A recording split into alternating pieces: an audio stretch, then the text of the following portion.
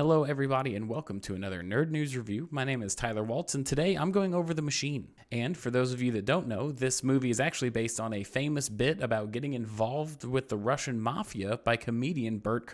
But I'll discuss that more as the review goes on. The first place that I want to start is with the acting in the movie. And the first actor that I would like to talk about is actually Mark Hamill. I think Mark Hamill did an incredible job in this movie. I know a lot of people, especially in the nerd world, kind of see him as Luke Skywalker, or a lot of his voice acting jobs like the Joker or Chucky or anything in that catalog. But honestly, his character as Bart's dad in this movie absolutely knocked it out of the park. He was so funny. He had this off-the-wall, like dad knowledge that you can kind of hear your dad saying, but it's not quite right to give it that comedic value that really went above and beyond in this movie. The second actor that I would like to talk about is Eva Babick. I think her action scenes in this movie are some of my favorite from an action comedy that I have seen in an incredibly long time.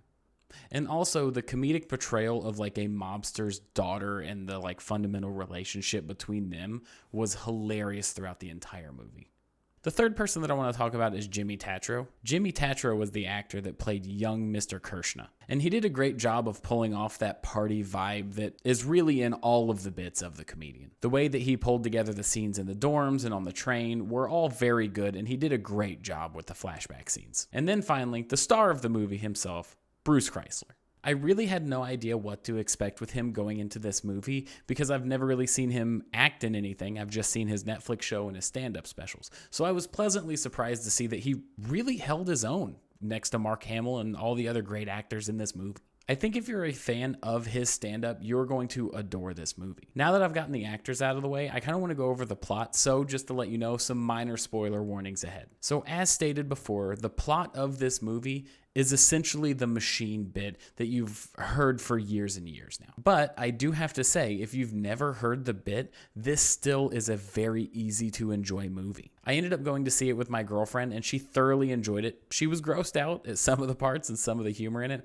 but overall, you don't need to know the comedy in order to understand or have a good time with this movie. But the story outside of the bit that we all know and love is the modern day.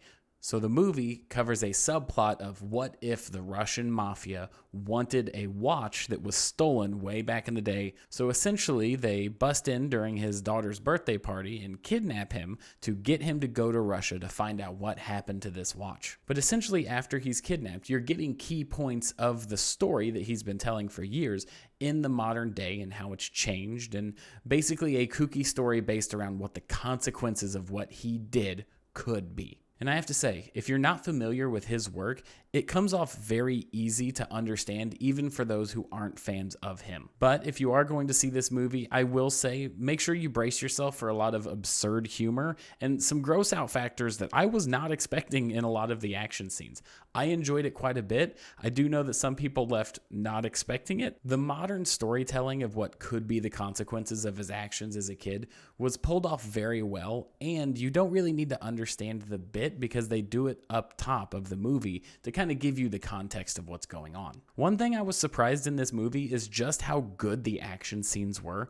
I'm not saying that the fights were like John Wick level of like choreographed, but a lot of the choreography in these fights were extremely well done, and props to whoever put that together. But they were also put together to show very comedic aspects of the fight, especially ones that Bert are in himself. And for those of you who are big fans of Brent, there are a lot of inside jokes, especially with Tim, his well-known best friend, that fit into the overarching story that's very funny and are great callbacks to people who have been following for a long time. But with all that being said, I would honestly say that The Machine is a well put together movie. It's weird because when I looked up the Rotten Tomatoes score, it was a 23% by critics, but a 92% by fans. And I just have to say, I think that fans are right. I would give this movie a 9 out of 10.